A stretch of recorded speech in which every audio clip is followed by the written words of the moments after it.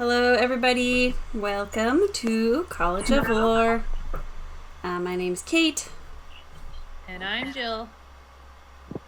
And that's Shawn. Oh, we can't hear you.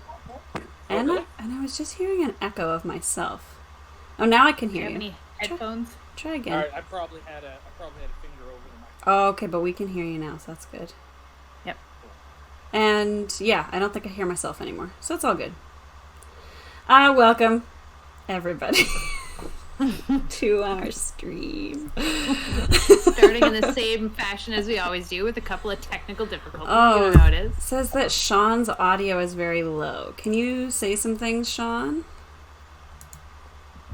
1, 2, 3, ABC. There, I just turned you up a bunch. Hopefully that works. You Okay. and me.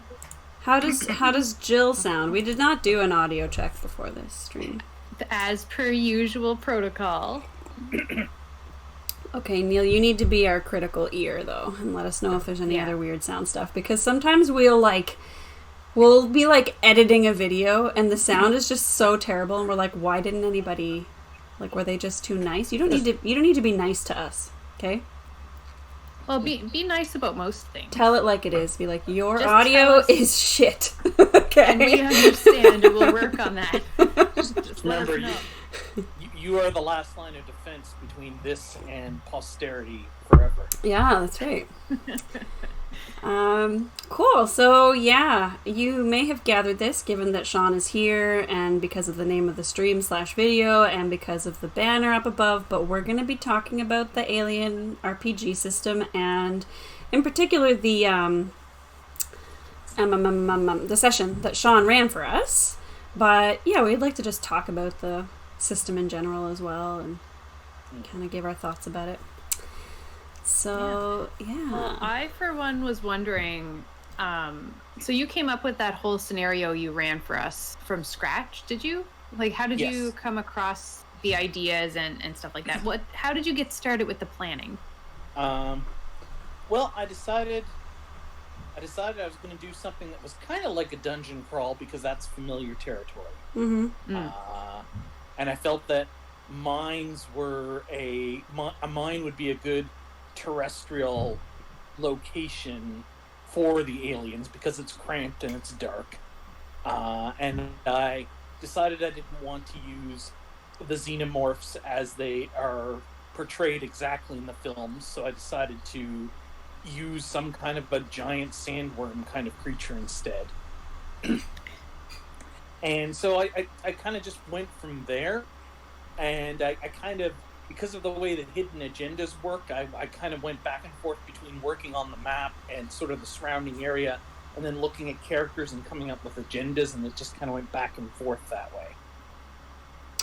Yeah, that's right. So you had to create all of the characters as well from scratch, right?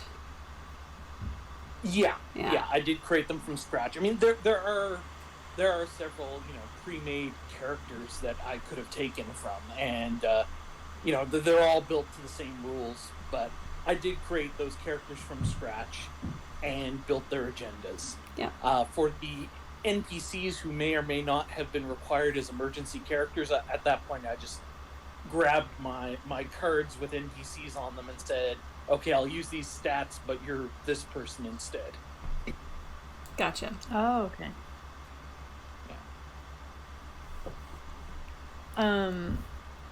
Yeah, so I guess if you haven't watched the two streams that we did playing Alien RPG, you can... we don't have either of those posted on YouTube yet, do we, Kate? I don't think. Not yet. Because we already did kind of get into a bit of spoiler territory, but... the upfront, this is not... We're gonna spoil all the things. Mm-hmm. So... Yeah. Mm-hmm. So we're don't get out of here. If you're a viewer, we don't care. If you don't want to watch spoilers, just get. Yeah, because you'll be able to watch this on YouTube later. We'll tag it it'll be part 1, part 2, and then spoiler filled this. Yeah. This is the DVD commentary. Yes, it is. Yeah. That's right. Exactly. Yeah, and the reason that we're doing this, we don't do this for every game that we run, but after we went off air we were all just like chitter-chattering all of this stuff about the system and about the session, and we were like, you know what, we have a lot to say about this, so let's just like do a little stream about it. So that's why we're doing this. But yeah, there's definitely spoilers. I think that the session would still be fun to watch if you did watch this, but yeah. I was scared most of the time, like hiding in my various outfits. Yeah. Yeah. So I'm trying to remember some of the things we were most excited about directly after the stream, and one question I had was like the way that the stream ended was really like it was a great climax, because we had this kind of like betrayal reveal, and you know, only some of us knew some things and some of us knew other things, and it was just kind of this opportunity for our characters to clash, but also this NPC you had turned out to be not quite what we were expecting. So you did run this session twice with two different groups. Yes. And I'm curious now how that ending that we ended up with, how did that measure up to what happened with the first group? Well, their ending was quite a bit different. In large part, a big part of it was because they were on a different time constraint. We only had about 2 hours to run the scenario, including explaining it. Whoa! So, yeah. So that kind of put a bit of time pressure on it. So, in the first incarnation of the scenario, I did not have the colony. The colony wasn't actually in with the mine. The colony was on the surface and had been destroyed by an explosion. And then the mine was off some distance away. So, you know, first they went and explored the colony, which I really hadn't sketched out because I didn't think they'd spend a lot of time there. Then they went into the mine. And when the character who, the doctor who Tilly played, who we didn't really get into his agenda because he was too busy getting killed. Right. But he was there for the cancer research. And so he knew about the medical facility from the get-go. And when he tried fingerprint, I let them proceed right down to the medical facility. And in that incarnation, I still had the idea that the pirate had physically modified himself via the medical facility to look like Al's brother. That was there. But they ended up encountering him just outside of the medical facility, and I was reasoning that the android in the facility wasn't on good terms with him, so he was basically hiding out looking for someone else who'd be crazy enough to go in and try to hack the entrance, which they did. So at that point, they had the survivors, and they decided that they needed to get out of there. And I looked at my watch, and I had about 15 to 20 minutes left. So I really didn't have time to have their ship be destroyed when they got up there. So their ship was waiting for them on the surface, but all the aliens, all the worms just started pouring out as they were going up the elevator shaft. Oh, so they no. kind of had a big brawl there, and the Marshall character at one point failed a panic check while shooting one of the big worms, and she kind of did the backwards John Woo jump, shooting at them and then falling into one of the tunnels and never being seen again. Oh no! So then they got up to the surface, and they had to drive and evade. Like I had like a giant like Dune style sandworm kind of creature they had to evade, and so it was a fun time, but they didn't explore as much of the site by a long shot. And that's why when I was talking to you guys, I said maybe we should do this over a bit of a longer session. Yeah, definitely. I'm glad we did. I had a blast. Yeah. And I felt the pacing was excellent. Yeah, it would have been rushed in one evening, or we would have been really tired by the end, which is like, not great either. No. I mean, a lot of horror in RPGs requires buy-in, and buy-in requires, you have to be ready for it. Tilly's, I did just mention. Oh, just gonna say that Tilly's here in chat as well. So yeah. Hi, we Tilly. mentioned pacing, and I remember you were explaining a bit about the Alien RPG and how there's the two different ways to play. And I don't think we got into this on stream. I think we were discussing this after stream. And correct me if I'm wrong. But there's the campaign and the longer form where you would probably only run into xenomorph creatures probably at 5th or 8th session. Like, you wouldn't really throw them at them every session. You're not seeing them every week. Right, exactly.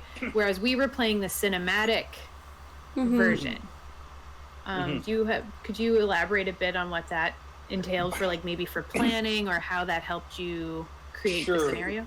Sure. So the differences are, so when you're playing campaign is working a little more on the assumptions of a traditional D&D campaign, in that the characters you're going to be playing the same characters. They're going to gain experience between sessions. Yeah. The players pick their agenda, and it's just sort of a general agenda. And if they fulfill it, they get extra XP. You're not expecting, it still can be a very lethal game, but you're not expecting quite the same level of casualties, and not quite as much. You're not as likely to have players betray the group as you are in a cinematic game. So with the cinematic game, and I really get the impression with the cinematic game, they're kind of Modifius and Free League are kind of positioning this as their modules, right? Like, they make cinematic modules that you can pick up the same way you can pick up a D&D module. There were a couple of guidelines in there for if you want to write your own cinematic modules, but I really got the impression they're kind of worked on the notion that your own stuff is likely going to be the campaign mode, and the cinematics are going to be the things they make. So the thing about the cinematic, you're kind of trying to parcel it out into acts, like play, and then picking those. And these endpoints are going to be when you evaluate people's progress on their agendas and give them the next step of their agenda. And it feels a little bit like if you ever played one of those How to Host a Murder Mystery nights, it's a lot like that. You're getting new information about your characters that go along. Kind of tricky to me, because on a whole, I get really irate at GMs who try to treat the player characters as actors in their play, or as their characters. And yet, to a degree, you have to do that. To get this experience from this one shot, you require a certain degree of a bit of railroading. Now, if you don't follow your agenda, the only consequence is you don't get a story point. So if someone decides to go a little bit off track, it's not the end of the world, but it could have a cascading effect. Yeah, that's right. Because if somebody did that in Act 1, it's possible that you might have to kind of rewrite their Act 2 secret. Right? Right. Yeah, on the fly, potentially, right? Yeah. And I've considered some ways you could deal with that. I mean, you could just give people a general agenda at the beginning, not necessarily give them the new handouts along the way, and just trust your role players to adapt to circumstances. And that'd be good with an experienced players. Yeah. I also considered a more free-form thing where it's like, when they go into this room and encounter this thing, they get a agenda related to it, regardless of the order in which they do it. So, like, if you get to the medical facility before you've encountered an alien, you get the medical facility objective first, right? I mean, there are ways you could handle it, but right now, like the way they've written it, you almost have to. The actual act transitions have to be something the GM has control of. Like, the alien decides to attack you now, the ship blows up now, something like they almost have to be external events, so that you're not dictating the actions of the players and removing their agency, but you're still bringing in these new things when they're needed. Yeah. Yeah, that's tricky. I do think that for a one-shot, though, I think a bit of railroading isn't that big of an issue, Absolutely, yeah. Like I think it worked really well the way that you were doing it, because it was, like you said, like the worst thing that happens if you don't follow it is just that you don't earn something extra. Mm-hmm. So it's not like detrimental to you in any way. And it didn't feel to me, and I've played this cinematic version of the game twice now, and it has never felt to me like railroady. Mm-hmm. I like the direction that the secret objective gives me as a role player, because I didn't create the character either, right? So sometimes when you do a one-shot, often when you do a one-shot, you're going to just be given a character sheet, because it's a one-shot, it's supposed to be quick, you don't have time to create characters usually. So you're just given this character sheet, and it's like, read through the whole thing, figure out who you are as a whole person, and then be that person. And so it's just like, I find I've never felt like, oh, well, I guess I have to do this now, that's what I have to do. I've felt like it's a good like breadcrumb for me to follow. And so and I mean, certainly, like, particularly if you're doing a one shot under a time limit, like at Halcon or wherever, one of the worst things that can happen in a one shot is when none of the players really know what to do. And they're trying to figure out what to do, and the GM's trying to figure out how to get them on track without railroading them, and the clock's a-ticking. So, these objectives make it so that everybody kind of has some ideas about what they want to do, but it keeps things interesting because they're not all in line. So there's that tension between characters. So that I think that's maybe the main reason that it works and doesn't feel railroady, because everyone's doing something kind of different. And like, absolutely. And in the campaign, the agendas are much more, they're player set, and they're a source of XP, but they're not, well, you've got to do this now. Right. So, I have another prep question for you. When you were trying to come up with the characters and their specific agendas, how did you go about creating that web? Because some of them ended up being a little bit connected, or some of them might have a bit of conflicting interests, especially around the end. And spoiler alert, but when I was searching to kill the pirate person, but I was also like mourning the loss of my partner. Meanwhile, Kate's character was looking for their brother, and then all three of those characters were the same person concerned about ended up being one person. So, like, how did you come up with how you were going to weave the character's story in with the main story, and like, how did you go about planning such an intricate web? How did you blow our minds like that, Shawn? How did you do that? How did you do that? I had no idea that was going to happen, even though I had a clue. I was given clues, guys. I was like spoon-fed a clue, and I had no idea that was coming. So, right. So originally I'm trying to remember which characters came first. I know that the characters you were playing, that you two were playing, were both characters I created fairly early. I had the idea of the roughneck who was there looking for his brother, and that wasn't widely known, and the marshal who was here looking for the pirates. I know that the Captain Mao, who I don't think anyone ended up playing immediately till he slotted into that role once the doctor died. that character was the last character I created, like literally 2 hours before I ran the session the first time, because I thought we might have had one more player showing up. And also I was like, I was looking at the sort of the skills for all the characters and realizing there were tons of characters in certain areas and other areas that weren't really covered.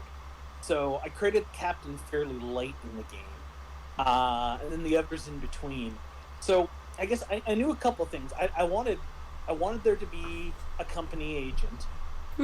I wanted them to be out for themselves, but I didn't want it to be on the level of like Polarizer in Aliens or Ash in Alien, where they're like murdering their colleagues. I wasn't going for anything that level of betrayal. In your face about it. Right. beyond that, it was just a case of, as I was going, trying to tie the characters together and trying to find things that would have the characters in conflict, but not necessarily an irreconcilable conflict. Yeah. I didn't. If it got to a point where people felt, well, the only option was to pull guns on each other, I wanted that to be a choice someone had to make, not feel like they were being forced into it. Mm-hmm. And in the case, it was funny. In the case of, like I said, when I originally ran the scenario, it was the intention that the pirate had cosmetically altered himself to look like Al's brother. I didn't even have the whole cloning angle in that original run.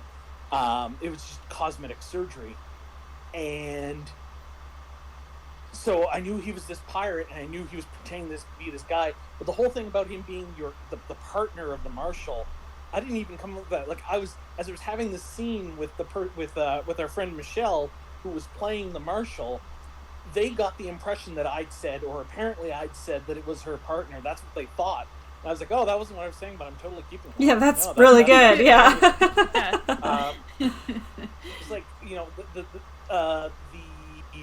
the kid Ronnie, who you discovered, was not in the original, and it was a case of me again. I wanted another character who I could make a player character if need be. And also, that idea of the kid who's surviving where others isn't is very ingrained in Aliens DNA with Newt and Aliens. Yeah. Mm-hmm. So I created this character, and it was only after it was between our sessions. I knew that this character had been sick and was here for treatment, and it was only between sessions when of our game. And I was thinking about how, if you cut a worm in two, how, potentially you can have two worms. And I was like, hey, wait a minute, cloning. What if she has some worm DNA in her? And so then I was like, they haven't made it to the medical facility yet. So I rewrote it so it was all just clones down there. Clones all the way down. That's awesome. That is awesome. Especially since when we were in, like, the waiting area lobby to play. And then was it Jason who was like, are there clones in this universe? This was like on the break, like in the middle of the last session, where Jason was just like, are there clones in this world? And Shawn's just like, I don't know, maybe. Any clone, anything. We had no idea. And so we knew, anyone who's watched all the Alien films, including the bad ones, knows that in Sigourney Weaver's final film, she is cloned 200 years after Ripley is cloned 200 years after she died in Alien 3, so that they can get the alien queen that was growing inside of her. And this story we were doing was set a year or two after Alien 3. So I was like, well, they probably don't have really good cloning yet, or if they did, something had to happen to it. So maybe this is where the cloning came from, but also why it wasn't used for another 200 years. Because giant worms. Yeah. Yeah, it was so funny. That's cool. Tilly says, the allies and rivals was interesting, but in my case I didn't realize why, since I was friends with an NPC and I rivaled with Kate's characters. And I wasn't certain, but it didn't come up. I think that this is in reference to somebody shooting somebody. I think Jason would have shot somebody. Yeah, every character has a rival and a buddy under the system. And it's pretty much purely a role-playing thing in the cinematic. In the campaign play, two of the ways you get XP, you're given like 10 questions to answer at the end of a session. Each one you can answer, you get an XP, and one of them is, did you undermine or frustrate your rival? And another is, did you back up your buddy? And fitting with the capitalist dystopia of Alien, another question that's always asked: did you get paid? If you made some bank, you get some XP. Nice. Yeah. The Monster of the Week system. I think it's that system. I've been reading a lot of systems lately, but they have a questionnaire at the end of a campaign session to see if you can earn more XP that way too. Like, just kind of, here's some stuff to consider. Monster of the Week's a fantastic game. Yeah, it's so good. Yeah, we enjoyed it. we'll be playing more of that in the future, I'm sure. Yeah. So, shoot, I had another alien question. Kate, do you have more alien questions? I'm gonna think on it. Let's see. I don't remember anything more. Do you remember anything, Shawn, from what we were like chit-chatting about after the session? People were asking for plot spoilers, I think, or what. Yeah, we were like, what was this and what was this? Oh yeah, one thing. Like we walked into this room with this like obelisk, and there was. Oh yeah, like why don't you tell us about because this is all related to like the source of the worms, right? Yes, right. Yeah. Right. So what I ultimately settled on between sessions was that they had been experimenting with worm DNA, like typical not gonna eat you worm DNA, as part of their cloning experiments. But simultaneous to this, they discovered that the miners who were digging in an area they weren't supposed to dig in because they didn't want them stumbling on the hidden medical facility, ended up uncovering a monument of the engineers. And the engineers are, the big, strange, monolithic species of the alien universe. And when they started drilling into this monument, they released some of the black liquid. And the black liquid, is anyone who's seen Prometheus and Alien, what's the last one called? Not Colony. Alien, anyway, the last Alien movie. The black liquid is both a bioweapon and a way of jump-starting evolution. So in this case, some of it got onto some of the worms, and this is what created the species of worm that was causing you so much trouble. And one of them, one of these worms got into the kitchen, infested the food with some of their little wormlings, and that ended up causing a bunch of the sickness. The colonists to get sick. In my initial run of this, I kind of used in the final Alien from Covenant. There we go.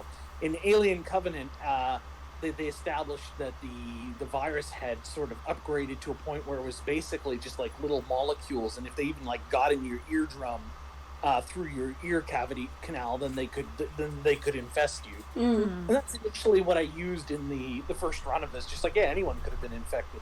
But I decided that wasn't really visceral enough. So when Tilly had his big moment in our session, the thing like vomited a bunch of little tiny grubs into his mouth. Yeah, right. I went for peak bug horror there. Yeah, I was like, no. Stephen King has a great quote where he says, terror is the finest form of suspense, but if you can't terrify them, horrify them. Yeah. If you can't horrify them, go for the gross out. Said, I'm not proud. Yeah. Did you ever read the book called The Troop by Nick Cutter? I can't say I have, no. Okay. If anyone really likes that feeling, that horrific feeling of like little tiny things infecting people's body and body horror, read The Troop by Nick Cutter. That's my official recommendation. Noted. Yeah, there's definitely some like content warnings on that though. Like, so do your research if you have any like specific things that squick you out, because there's definitely a variety in that book. A bit transgressive. Yeah. But so about monsters or aliens, I suppose. How do you go about developing your own alien? Because you mentioned during the session, or after, I think it was during the session, during the fight, that to make sure that the aliens aren't too overpowered, you have to, when you're running one of these aliens, you have to roll a die and kind of choose a move from that set so that you're not just easily like squish, squish, squish, and then we're all done. Right. So every alien has every published alien has a special attacks table, which you're rolling a d6 on, and it has anywhere from 4 to 6 entries. Some entries are on multiple rolls of the dice. And this sort of reflects how, even in the movies, the aliens don't always attack someone right away. I mean, a big alien comes up behind Newt in Aliens, but it should eat her, but instead it just sort of takes her to the queen. So So it's kind of that idea. I was starting to work on that the first time, and I was going to create aliens whole cloth, and I looked at it and I said, that's way too much work. So ultimately, I just looked at they have stats for the aliens from pretty much all of the movies. So I just sort of said, well, it's a little bit like this Bloodburster and a little bit like the Facehugger. I'm using that stat, this stat, that stat, and then I'm going to use this attack table. But when it says here, like, you know, where the aliens, the signature attack of a xenomorph is that it sends its second mouth through the back of your head. In this case, I had if you know, one of the worms would snap your neck, or would do that horrific thing I did to Tilly. You know, like, so I just basically, I was just like, and you know, I've been doing that since D&D 4th edition is where I really started getting heavy into reskinning of monsters. Because that particular edition of D&D had a very big emphasis on making sure that you had, in an encounter, you had, like, you know, a caster and a bodyguard monster and all of this thing. But particularly in the early books, there might only be like one I don't know, dark elf stat block. So if you don't want your encounter to be, well, there's a dark elf and a giant skeleton and a unicorn and I want to go to that fight. and a type T4 tax demon. You know, if you're looking for a thematically consistent group of enemies, you basically had to get in the habit of saying, okay, well, I'm going to take this orc over here, but he's not an orc anymore. He's you know, whatever.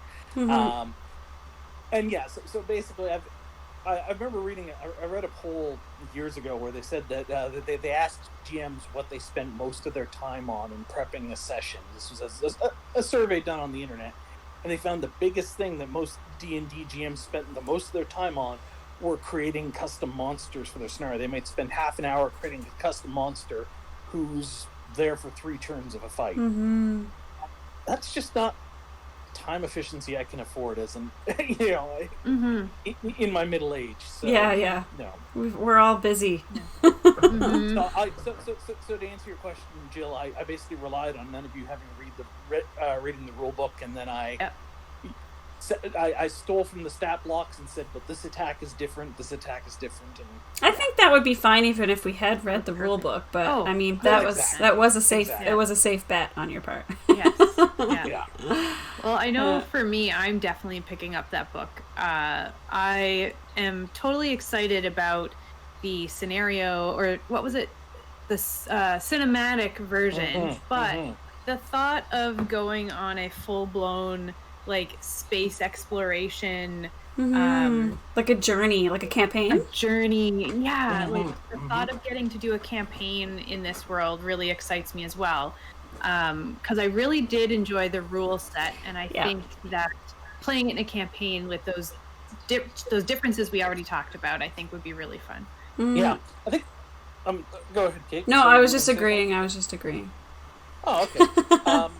Something I think that I think is interesting, maybe worth discussion, is the way the stress system works. Where, as you're gaining stress points, you're gaining more dice on your rolls, so you're more proficient to a point. But then, once you start rolling lots of panic results, your efficiency, your performance strictly drops. Yeah, it's like that inverted U shape of stress, right? When you're not stressed at all, you're kind of like meh, apathetic, and don't really care as much. But then when you're getting stressed, it's like oh, and then all of a sudden it's too much stress. It starts going back down. I think one of my favorite parts was when we found out that Jason's character had 9 stress. Yeah, it was like, what? And we were like, wait, what? And then you were telling us we could heal like 6 or 7 or 8 stress or whatever it was. And we were all down to 0, but he still had like 3 left over. Like, Jason, you did it wrong. You're supposed to get rid of your stress. No. He's cool as a cucumber. So funny. Yeah, I really liked that mechanic too. It was fun. And I liked the ways to get rid of stress. Like, the focus was really cool. Yeah. That little, like, focus that everybody has that allows them to negate a stress. And, I loved that stress mechanic. That system was so fun, and yeah. Oh. Can you hear us? Oh, there we are. Huh. At least nothing crashed this time. Yeah. Right. Well, it wouldn't be a stream with you if there wasn't some tech issue, Shawn. Exactly. That's right. All the deals I cut in college are coming back to haunt me. But, yeah, no, yes, his stress was pretty amusing. Yeah, that was so funny. Yeah, it's interesting because I mean, the one thing that's interesting about this, like, I tend to by default compare all, for lack of a better word, sanity systems to Call of Cthulhu because they did it first. And the thing that's interesting about this one is that so many of the panic table results will cause other people who are next to you to then gain stress or make a check themselves. Mm-hmm. And so with large groups, when they start getting to panic, you can almost get into you run the risk of a GM of it getting into this almost Three Stooges situation where one of them triggers another, who then triggers the first guy again, who then triggers the next guy. Oh, yeah. And I think there was a point in such where I was like, yeah, that's enough, where there were actually like 2 more panic checks roll. I was like, no, this is getting silly. You could use like pandemic rules, right? I don't know if you've played the board game Pandemic, Jill, but like if a city is already outbroken, it doesn't break out again. So it's like if you've already panicked, you're panicked, and that was your panic roll. Yeah, but I love Pandemic. The other thing that's interesting about this is that it also, to a degree, encourages the group to split up. Yeah, not be too close together. Players have this strange desire to always be in the same room with each other. But in this case, a character who goes and freaks out, if they're a safe distance away, it's not going to affect you until they do something really off the wall. So it kind of discourages that cluster mentality to a degree as well, which is interesting. Yeah, you know what? I would be interested to see what the campaign version of this looks like, but I don't think anything will top the cinematic version for me. And part of that is like, just what you were just saying. As a character, we got there, and I was like, I'm gonna go down this radioactive hallway by myself with one other person, and like I feel like fine doing that stuff that I wouldn't do if I knew that like this character who's supposed to have longevity might die. Like I would be more careful, but I like this cinematic version of the game because I felt like I could just kind of do what I really wanted to do, what I thought would be awesome or funny, or what they would do in the movie, where you're like, don't go down the hallway, like don't go up the stairs, like stuff like that. For sure. You can have more freedom with it. Yeah, so it's really fun to like let go that way. Yeah. A campaign lets you discover characters over the time, watch them evolve, kind of create a mythology, if you will, which is really cool. But with one-shots, you do have a lot more freedom to do the heroic sacrifice, or to just try this thing that you wouldn't necessarily want to do through a whole campaign. Like, say, to take some risks. Yeah. Yeah, for sure. Yeah. So Tilly's talking about it being a terrible idea to split up, saying that it's bad, and doesn't splitting up really slow down gameplay? That's an interesting comment. I feel like it can, and then that's a skill as a GM that's like tricky to figure out. Shawn, I think you did a pretty good job of mediating that. Like I never felt like I was waiting for too long, so you do a good job. You just have to like jump back and forth between people a lot, right? And kind of keep in mind like how long you've been dealing with so and so in this area, and even if they're not done yet, be like, okay, we're gonna put that on hold for a sec, we're gonna jump over here. Because I mean, you think about it, like, even if you're doing like a combat where everybody's there, well, I'm doing everybody else. You're not doing anything at that time. You're sitting there, right? And regardless of, so long as you're jumping between the groups often enough, there's not really much difference between having 6 players in one room and each of them getting a turn every 2 minutes or so, or having 3 in each of 2 different rooms and you're going back and forth every couple of minutes. One of the biggest mistakes people can make when they're doing this, though, is that you don't want to just make sure that the characters are getting equal time in terms of the simulation. You also want to make sure that the players are getting equal spotlight time. Mm-hmm. And the classic example of this is the character who says, well, I'm going to go to the library and research. And we're like, well, okay, that's going to take a couple of hours. And then you spend the next 20 minutes detailing what everyone else does over those hours. And you come back and say, okay, make a roll. Yeah. Because it's not fun for that player, and it's discouraging them from doing this thing that you probably want them to do anyways. Mm-hmm. So, you have to make sure they meet somebody interesting at that library, or something happens, or, But yeah, balancing groups like that is tricky, and it's why playing with more players is always a little more draining for the GM. Yeah, for sure. I think one thing, that's such a good point. I think one thing for research too is that, like, even if they didn't run into an NPC or something specific happened, I think that's a great time to give them what they're looking for. Like, they decided to dedicate 2 hours of game time to researching. It's like, give them information. You know what I mean? Like, give them the juicy bits. Yeah. You know? Yeah. It's like, here's their time to go back to the party, and it's like, look what I discovered. Yeah. And, and if you look at movies where characters do go spend time in libraries, unless it's part of a montage, something creepy or weird always happens. Mm-hmm. Oh, yeah. Mm-hmm. Yeah. Totally. Nobody goes to the library and just gets their work done. They get kidnapped. Yeah. But, yeah. So splitting up the group isn't... Yeah, I mean, splitting up the group does have a bad reputation, largely from D&D. The don't split the party. And the worst thing that can happen for that is when one group gets into combat and another group isn't in combat, because at that time, usually most games, we say, with D&D you can spend 5 minutes describing 3 hours, and then you spend 3 hours describing a 2-minute combat. Yeah. That's when that whole...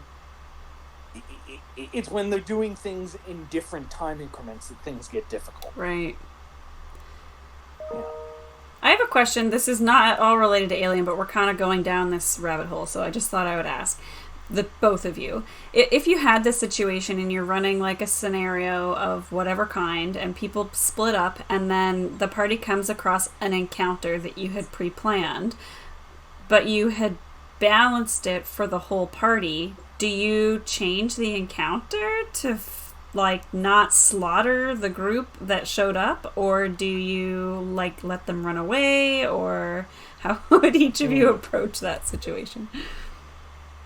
I feel for me it's very much a spur of the moment situation. And one thing that happened to my home group a long time ago now was that I had this encounter built around an incubus, and he was going to charm them. And my idea for it was that if he succeeded in getting all of them, he was going to bring them down to the sacrificial area, and whatever happened was going to happen. What I wasn't expecting, though... Demon Tinder is the worst. Yeah. What I wasn't expecting, though, was that they split the party. And the chances of them all getting charmed at once were very slim, because 4 people falling for this charm, and it was in Pathfinder 3.5, so it was actually pretty rough to try and charm them anyway. But they split the party. So 2 came in, they both got charmed right away. They were like the 2 low wisdom characters. Mm-hmm. Then the next 2 come in. One of them falls for it because it was his turn again, and the other 2 were like, no, it's fine. This is all great. One of them falls for it, and the only one that doesn't fall for it was the gullible character, who just was like, oh, well, they seem to think he's fine, so he must be fine. And then they were all just friends with him for a while. Anyway, so it ended up being more of an RP situation than a combat in the end.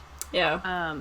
So I think that's kind of how I handled it. It just completely changed from what I was picturing. Just 100% changed everything. And it turned into this memory that we're going to have forever. We had a blast, and we were laughing harder than we've ever laughed at this stupid situation because they split the party. Mm-hmm. So it ended up being way better than I could have planned it. The best bit of role-playing advice, GMing advice that I've read in the last 6 or 7 years is that that when you look back on a campaign, the moments everyone remembers and talks about are never the moments where it all goes according to the GM's plan. Yeah, it's the moment 100%. where the players did something you didn't expect, and something awesome happens that nobody could have anticipated. Yeah. And this is why you shouldn't bother over prepping. Yeah. Definitely. Yeah. To your question, Kate, you're so in the case where the group has hit this, or a portion of the group has hit this encounter that, or stumbled upon this encounter that they really should not press that button. Yeah.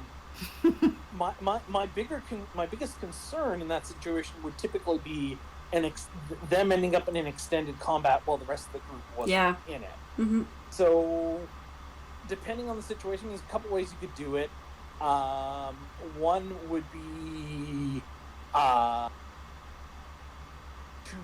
to weaken the encounter, but then have something else happening to the other group at the same time. Maybe some of the guys have wandered off and found the other group, because then you're running two combats at the same time. Again, isn't a problem, so long as they're similar complexity. Mm-hmm. Or there's always if the players are doing something stupid, you give them lots of signposts. So if they see adventurers who are better equipped than them, the corpses of people who are clearly better equipped than them. I'm a great fan of the video game series Dark Souls, and in Dark Souls, if you die in an area, it leaves a blood stain for other players to see when they come into that area. So if you come into an area that you haven't been in for and you see like 15 blood stains on the ground and you charge in anyways, you were warned, man. Yeah. So yeah, and to a degree, it depends on the social contract with the group, right? If the group is, if the group's like, I want old school Gygaxian adversarial D&D, well, then here it is. Yeah, you wandered into this room and this is what I said was in here, so yeah. Here you go. Yeah. But if the group's more about the story, which is the folks I play with generally are, then I'm probably gonna try to find a way to get everyone involved in the combat, or at least make it dramatic that one group isn't in the combat. Mm-hmm. You're not in the combat because you're trying to solve this arcane puzzle before the demon breaks loose. Right. Mm-hmm. Mm-hmm. Cool. All right, that was a bit of a diversion, but do we have any other thoughts about Alien? We should rate the Alien RPG. Oh yeah. How many aliens out of 10? Do we do how many face huggers out of 10? Do we do 10 or 5? Remember when we used to do videos?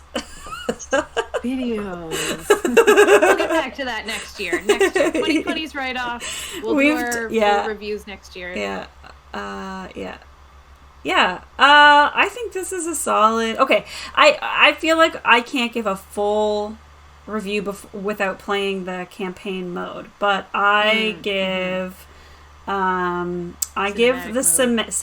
mode like 9 out of 10 or something really high. I quite like it. I quite like it, and I love horror. I love Alien specifically. Mm-hmm. I love the system. I love the mechanics. I feel like it works really well into that horror like feel that it's supposed to have, and I just think it's like an excellent role-playing game. Yeah, I agree with you 100%. I think the only thing is that I would like to run a session as well. Like I would like to see how, like I would like to try it from the other side of the table and kind of, like I feel like then I'd be able to give it a more thorough investigation. Sure. But yeah, I can't think of any way it could be improved for me. So I guess that's top marks for me. 10 out of 10 face huggers for now. So I've played once in the same scenario that Kate played the first time that our friend Rob Helliwell ran, and I've GM'd this scenario twice, and I am really impressed by the system. I like that it's not overly crunchy in terms of the skills and the mechanics, but if you're playing campaign mode, there are some interesting decisions to make in creating your character. It has some very simple mechanics that we didn't really get into for resources. So if you're in a situation where your water or your oxygen or your power is low, then you're rolling to monitor that, and monitoring, you're almost out of oxygen in deep space. Something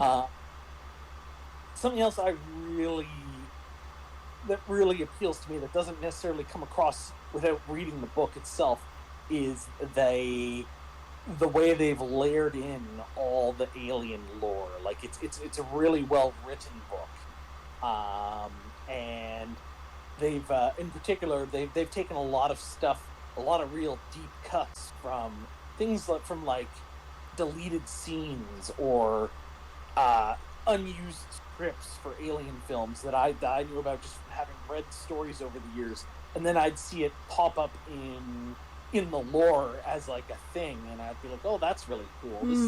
These people love their slimy aliens. So to me, when I'm playing a licensed RPG, the big thing for me is that this feels like that setting to me. And the Doctor Who RPG feels like Doctor Who, and this Alien RPG really feels like Alien to me. So yeah, I've been really impressed with it. Yeah. That actually gives me one more question. If you had if someone wanted to play this game but they had never seen any of the Alien movies or never consumed any of the Alien media, do you still think that they'd be able to run the game or play the game and enjoy it to its fullest? I certainly think you'd be able to play it. I mean, in most of the Alien films, the characters have never encountered the aliens. You might even get more out of it. Yeah, one could argue. I mean, that's true. You get something different out of it, right? When you're playing the lore, when you're playing and you've seen these movies, there's I know what that is, but my character doesn't. But then you can also subvert those expectations, it's not actually what you think it is. So as players, I think you certainly could. As a GM, it might be a bit harder, but there is some pretty good lore in the rule book. And I mean, again, we talked about this, I think, off screen, where, the thing about running a campaign of it is I'm kind of I know how you do Star Trek without the Enterprise. I know how you can do Star Wars without the Jedi. But what does an Alien RPG look like if you don't have the Alien? Because they're such claustrophobic films, their world building is subtle.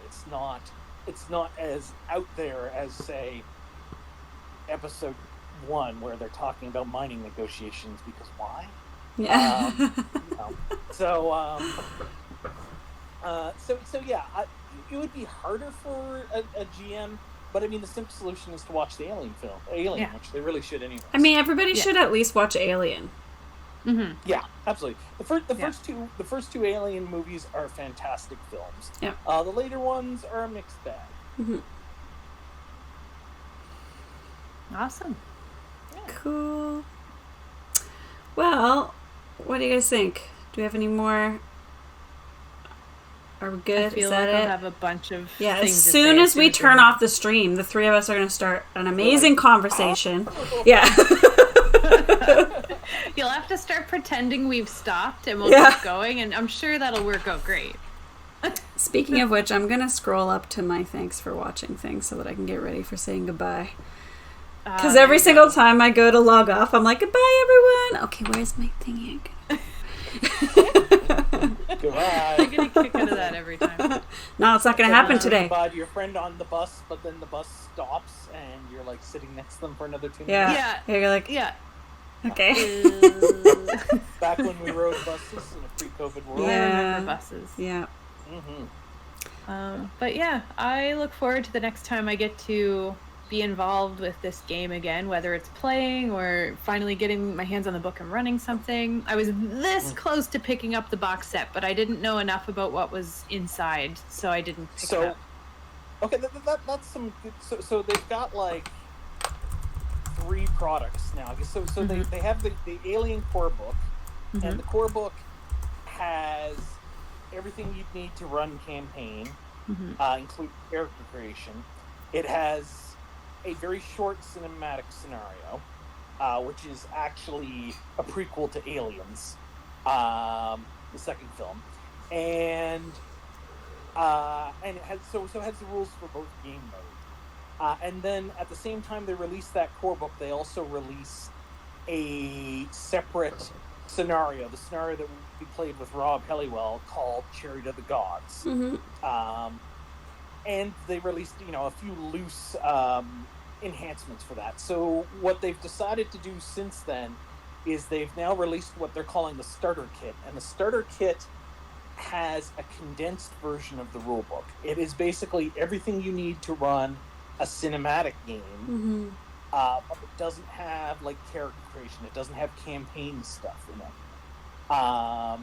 And it also has that first scenario, the Chariot of the Gods, and all the doodads and stuff they released for it. The maps, the extra character sheets and stuff. There was a bunch of dice. Right, and it has the dice. Yes, absolutely. It's the dice where, again, there are all these like little loose bits, and now they put them all in this one box set. And so the idea is that if all you're interested in, if you want to treat this like an escape room type thing and just do cinematic scenarios, you could buy the Alien starter kit, get that first cinematic scenario, and then when they release subsequent cinematic scenarios, just buy those. They will just, all they need is what's in their box and what was in the Alien starter kit.